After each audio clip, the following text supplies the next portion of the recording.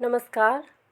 आज हम पढ़ रहे हैं मुंशी प्रेमचंद्र जी की कहानी लोकमत का सम्मान। बेचू धोबी को अपने गांव और घर से उतना ही प्रेम था जितना प्रत्येक मनुष्य को होता है। उसे रूखी सूखी और आधे पेट खाकर भी अपना गांव समग्र संसार से प्यारा था। यदि उसे वृद्धा किसान स्त्रियों की गालियां खानी पड़ती थी तो बहुओं से बेचू दादा कहकर पुकारे जाने का गौरव भी प्राप्त होता था। आनंद और शोक के प्रत्येक अवसर पर उसका बुलावा होता था। विशेष विवाहों में तो उसकी उपस्थिति वर और वधू से कम आवश्यक न थी। उसकी स्त्री घर में पूजी जाती थी। द्वार पर बेजू का स्वागत होता था। वह पेशवास पहने, कमर में घंटियां बांधे, साजिंदों को साथ लिए, एक हाथ मृदंग और दूसरा अपने कान पर रखकर जब तत्काल रचित विरहे और बोल कहने लगता तो आत्मसम्मान से उसकी आंखें उन्मत्त हो जाती थी। हाँ, धेले पर कपड़े धोकर भी वह अपनी दशा से संतुष्ट रह सकता था, किंतु जमींदार के नौकरों की क्रूरता और अत्याचार कभी कभी इतने असह्य हो जाते थे कि उसका जी गांव छोड़कर भाग जाने को चाहने लगता था। गांव में कारिंदा साहब के अतिरिक्त 5-6 चपरासी थे। उनके सहवासियों की संख्या कम ना थी। बेचू को इन सज्जनों के कपड़े मुफ्त धोने पड़ते थे। उसके पास स्त्री न थी। उनके कपड़ों पर इस्त्री करने के लिए उसे दूसरे दूसरे गांव के धोबियों की चिरौरी करनी पड़ती थी। अगर कभी बिना इस्त्री किए ही कपड़े ले जाता तो उसकी शामत आ जाती थी, मार पड़ती, घंटों चौपाल के सामने खड़ा रहना पड़ता, गालियों की वह बौछार पड़ती कि सुनने वाले कानों पर हाथ रख लेते। उधर से गुजरने वाली स्त्रियां लज्जा से सिर झुका लेती। जेठ का महीना था। आसपास की ताल तलैया सब सूख गई थी। बेचू को पहर रात रहते दूर के एक ताल पर जाना पड़ता था। यहाँ भी धोबियों की ओसरी बंधी हुई थी। बेचू की ओसरी 5वें दिन पड़ती थी। पहर रात रहे, लादी लाद कर ले जाता, मगर जेठ की धूप में 9-10 बजे के बाद खड़ा ना हो सकता। आधी लादी भी ना धुल पाती।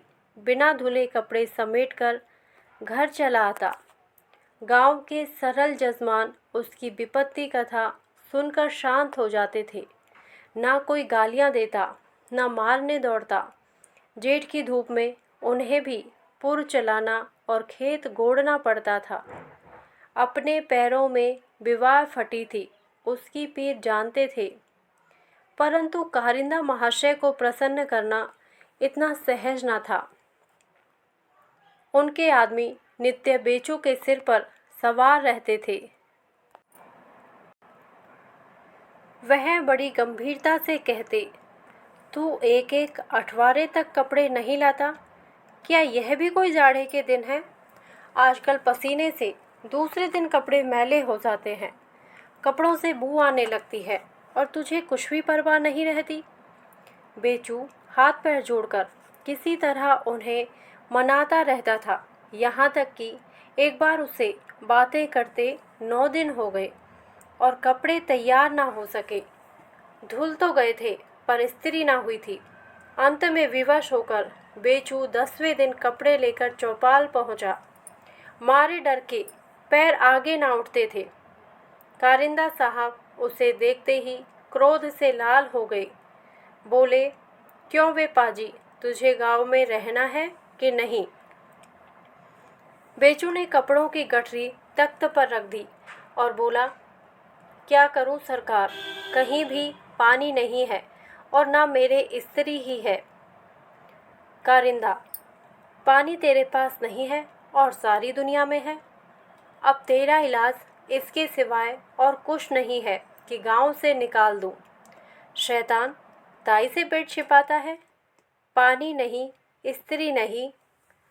बेचू, मालिक, गांव आपका है, चाहे रहने दें चाहे निकाल दें, लेकिन यह कलंक ना लगाएं। इतनी उम्र आप ही लोगों की खिदमत करते हो गई, पर चाहे कितनी ही भूल चूक हुई हो, कभी नीयत बद नहीं हुई। अगर गांव में कोई कह दे कि मैंने कभी गाहकों के साथ ऐसी चाल चली है तो उसकी टांग की राह निकल जाऊं। यह दस्तूर शहर के धोबियों का है, निरंकुशता का तर्क से विरोध है। कारिंदा साहब ने कुछ और अपशब्द कहे। बेचू ने भी न्याय और दया की दुहाई दी। फल यह हुआ कि उसे 8 दिन हल्दी और गुड़ पीना पड़ा। 90 दिन उसने सब गाहकों के कपड़े जैसे तैसे धो दिए, अपना बोरियां बंधना संभाला और बिना किसी से कुछ कहे सुने रात को पटने की राह ली। अपने पुराने गाहकों से विदा होने के लिए जितने धैर्य की जरूरत थी, उससे वह वंचित था। बेचू शहर में आया तो ऐसा जान पड़ा कि मेरे लिए पहले से ही जगह खाली थी। उसे केवल एक कोठरी किराए पर लेनी पड़ी और काम चल निकला। पहले तो वह किराया सुनकर चकराया। देहात में तो उसे महीने में इतनी धुलाई भी ना मिलती थी, पर जब धुलाई की दर मालूम हुई तो किराए की अखर मिट गई। एक ही महीने में गाहकों की संख्या उसकी गणना शक्ति से अधिक हो गई। यहाँ पानी की कमी न थी, वह वादे का पक्का था। अभी नागरिक जीवन के कुसंस्कारों से मुक्त था। कभी कभी उसकी एक दिन की मजूरी देहात की वार्षिक आय से बढ़ जाती थी, लेकिन 3 ही 4 महीने में उसे शहर की हवा लगने लगी। पहले नारियल पीता था, अब एक गुड़गुड़ी लाया। नंगे पांव जूते से बेस्टित हो गए और मोटे अनाज से पाचन क्रिया में विघ्न पड़ने लगा। पहले कभी कभी 30 त्योहार के दिन शराब पी लिया करता था, अब थकान मिटाने के लिए नित्य उसका सेवन होने लगा। स्त्री को आभूषणों की चाट पड़ी और धोबिनें बन ठन कर निकलती हैं। मैं किससे कम हूँ? लड़के खोंचे पर लट्टू हुए, हलवे और मूंगफली की आवाज़ सुनकर अधीर हो जाते। उधर मकान के मालिक ने किराया बढ़ा दिया। भूसा और खली भी मोतियों के मोल बिकती थी। लादी के दोनों बैलों का पेट भरने में एक खासी रकम निकल जाती थी। अतएव पहले कई महीनों में जो बचत हो जाती थी, वह अब गायब हो गई। कभी कभी खर्च का पलड़ा भारी हो जाता, लेकिन किफ़ायत करने की कोई विधि समझ में न आती थी। निदान स्त्री ने बेचू की नज़र बचाकर गाहकों के कपड़े पछाई देने शुरू किए। बेचू को यह बात मालूम हुई तो बिगड़ कर बोला, अगर मैंने फिर यह शिकायत सुनी तो मुझसे बुरा कोई ना होगा। इसी इल्ज़ाम पर तो मैंने बाप दादे का गांव छोड़ दिया। यहाँ से भी निकालना चाहती है क्या? स्त्री ने उत्तर दिया, तुम्ही सी तो एक दिन भी दारू के बिना नहीं रहा जाता। मैं क्या पैसे लाकर लुटाती हूँ? जो खर्च लगे वह देते जाओ। मुझे इससे कुछ मिठाई थोड़े ही मिलती है, पर शनह नैतिक ज्ञान से आवश्यकता के सामने सिर झुकाना शुरू किया। एक बार उसे कई दिन तक ज्वर आया। स्त्री उसे डोली पर बिठाकर वैद्य जी के यहाँ ले गई। वैद्य जी ने नुस्खा लिख दिया। घर में पैसे ना थे। बेचू स्त्री को कातर नेत्रों से देखकर बोला, तो क्या होगा, दवा मंगानी ही है। स्त्री, जो कहो वह करूं। बेचू, किसी से उधार ना मिलेगा। स्त्री, सबसे तो उधार ले चुकी, मोहल्ले में राह चलना मुश्किल है, अब किससे लूं? अकेले जितना काम हो सकता है करती हूँ। अब छाती फाड़ के मर थोड़ी ही जाऊंगी। कुछ पैसे ऊपर से मिल जाते थे, लेकिन तुमने उसकी मनाही कर दी है, तो मेरा क्या बस है। 2 दिन से बैल भूखे खड़े हैं, 2 रुपए हों तो इनका पेट भरे। बेचू, अच्छा, जो तेरे जी में आए कर, किसी तरह काम तो चला। मुझे मालूम हो गया कि शहर में अच्छी नीयत वाले आदमी का निर्वाह नहीं हो सकता। उस दिन से यहाँ अन्य धोबियों की नीति का व्यवहार होने लगा। बेचू के पड़ोस में एक वकील के मुहर्रिर मुंशी दाताराम रहा करते थे। बेचू कभी कभी अवकाश के समय उनके पास जा बैठता। पड़ोस की बात थी, धुलाई का कोई हिसाब किताब न था। मुंशी जी बेचू की खातिर करते, अपनी चिलम उतारकर उसकी तरफ बढ़ा देते। कभी घर में कोई अच्छी चीज़ पकती तो बेचू के लड़कों के लिए भिजवा देते। हाँ, इसका विचार रखते थे कि इन सत्कारों का मूल्य धुलाई के पैसे से बढ़ने ना पाए। गर्मियों के दिन थे, बारातों की धूम थी। मुंशी जी को एक बारात में शरीक होना था। गुड़गुड़ी के लिए पेचवान बनवाया, रोगिणी चिलम लाई, सलेम शाही जूते खरीदे, अपने वकील साहब के घर से एक कालीन मंगनी लाई, अपने मित्र से सोने की अंगूठी और बटन लिए। इन सामग्रियों के एकत्रित करने में ज़्यादा कठिनाई ना पड़ी, किंतु कपड़े मंगनी लेते हुए शर्म आती थी। बारात के योग्य कपड़े बनवाने की गुंजाइश न थी। तंजेब के कुर्ते, रेशमी अचकन, नैनसुख का चुन्नटदार पायजामा, बनारसी साफा बनवाना आसान न था। खासी रकम लगती थी। रेशमी किनारे की धोतियाँ और काशी सिल्क की चादर खरीदनी भी कठिन समस्या थी। कई दिनों तक बेचारे इसी चिंता में पड़े रहे। अंत में बेचू के सिवाय और कोई इस चिंता का निवारण करने वाला न दिखाई दिया। संध्या समय जब बेचू उनके पास आकर बैठा तो बड़ी नम्रता से बोले, बेचू, एक बारात में जाना था और सब सामान तो मैंने जमा कर लिए हैं, मगर कपड़े बनवाने में झंझट है। रुपयों की तो कोई चिंता नहीं, तुम्हारी दया से हाथ कभी खाली नहीं रहता। पेशा भी ऐसा है कि जो कुछ मिल जाए वह थोड़ा है। एक ना एक आँख का धंधा गांठ का पूरा नित्य फंसा ही रहता है।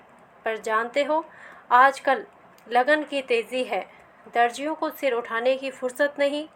दूनी सिलाई लेते हैं, तिस पर भी महीनों दौड़ाते हैं। अगर तुम्हारे यहाँ मेरे लायक कपड़े हों तो 2-3 दिन के लिए दे दो, किसी तरह सिर से यह भला टले। नेवता दे देने में किसी का क्या खर्च होता है।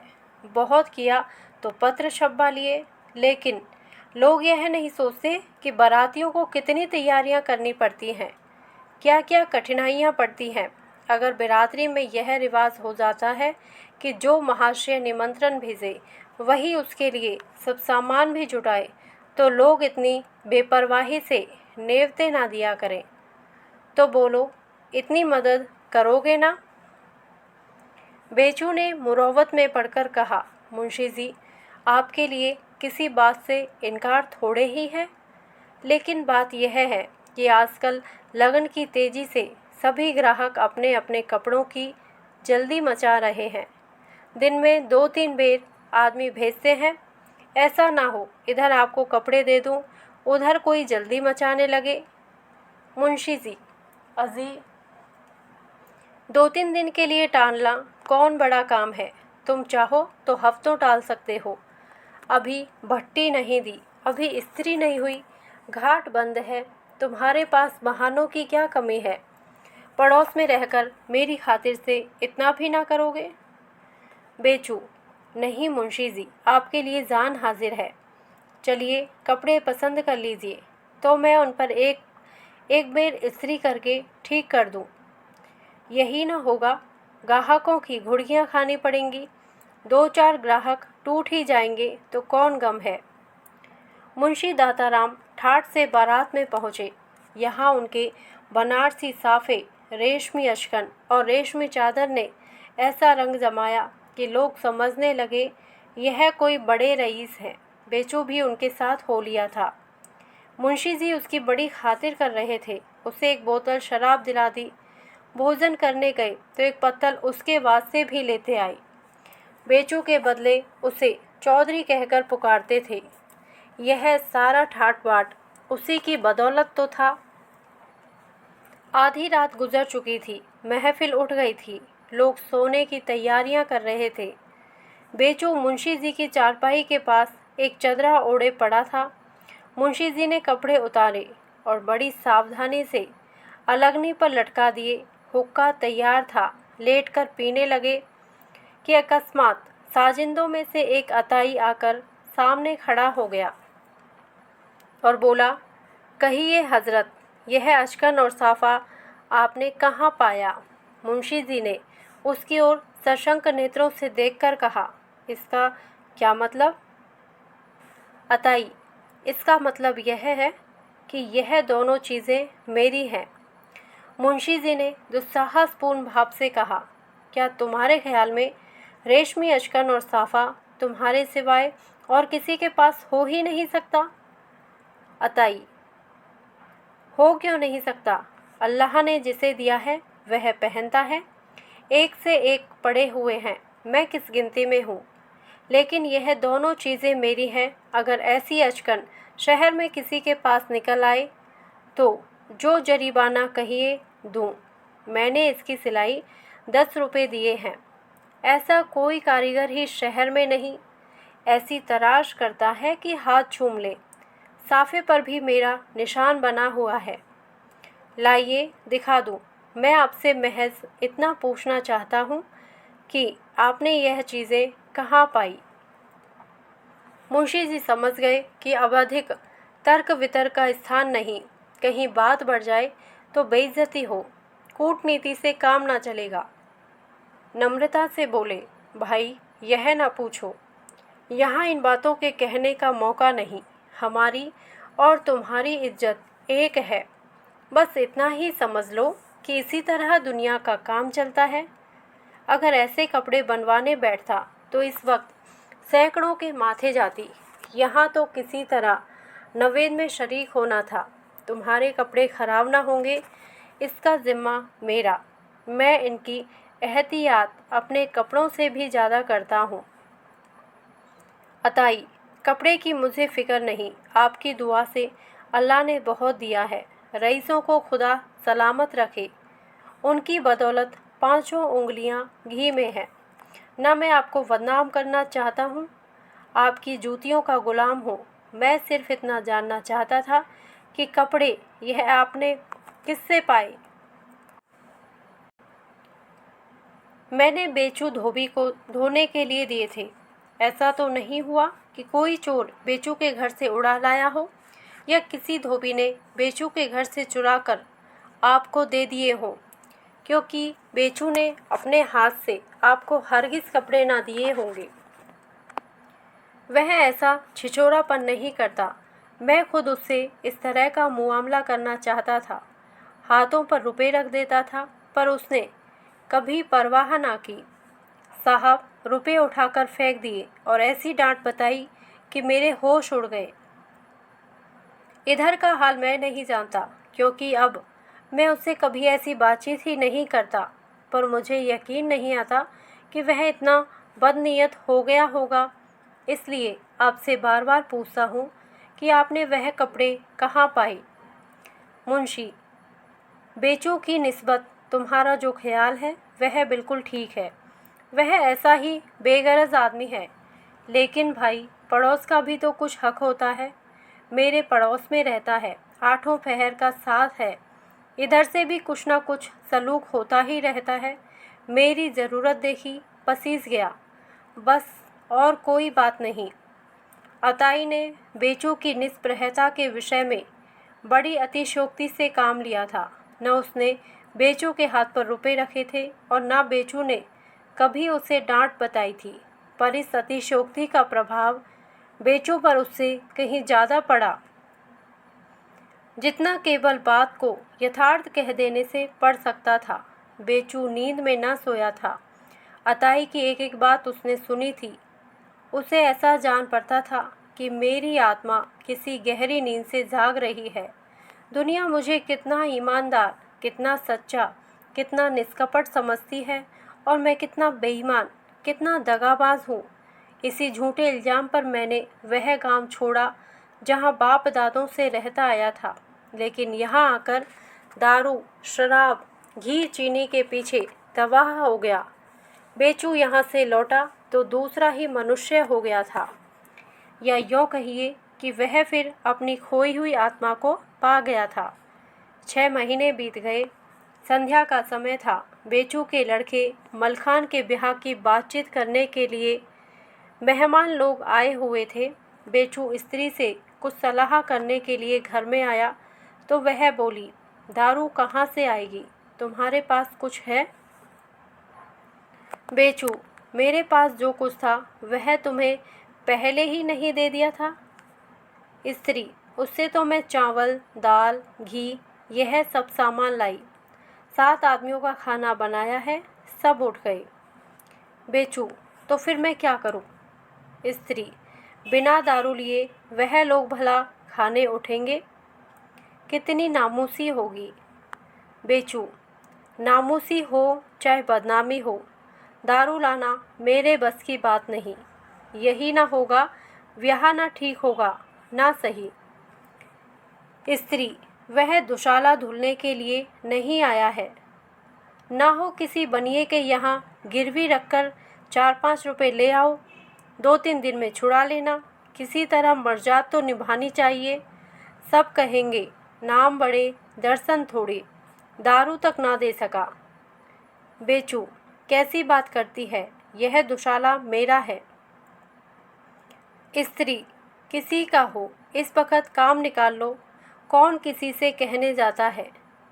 बेचू, ना, यह मुझसे ना होगा, चाहे दारू मिले या ना मिले। यह कहकर बाहर चला आया। दोबारा भीतर गया तो देखा स्त्री जमीन से खोदकर कुछ निकाल रही है। उसे देखते ही गड्ढे को आंचल से छिपा लिया। बेचू मुस्कुराता हुआ बाहर चला आया। धन्यवाद। यदि आपको यह कहानी अच्छी लगी हो तो प्लीज़ मेरे वीडियो को लाइक करें, शेयर करें और मेरे चैनल को सब्सक्राइब करें। Thank you.